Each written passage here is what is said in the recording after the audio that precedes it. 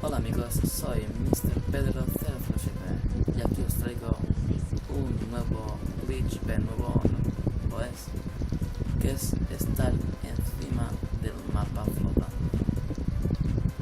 Sí, yo lo hago con Etsubudo, pero se puede hacer sin Etsubudo. Es un poco más complicado, pero bueno. Así que espero que os guste y allá vamos. Bueno, lo primero es...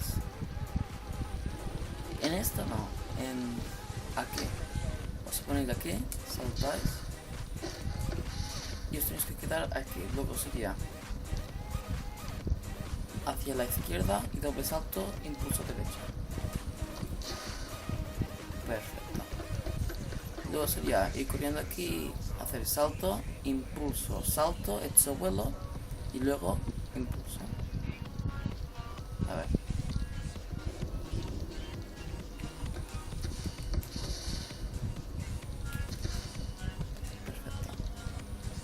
Ya solo sería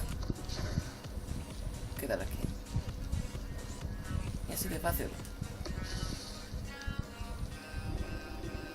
Así que suscríbanse, den like y bueno. Luego también hay otra parte que sería un spot debajo del mapa. Así que bueno, vamos a intentarlo.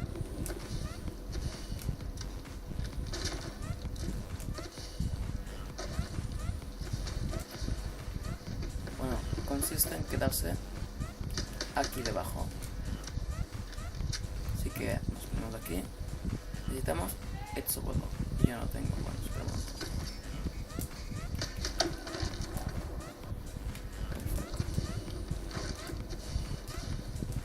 Estamos acá. Bueno. Vamos aquí. Vale, tenemos que quedar en una luz que hay aquí debajo. Que vamos.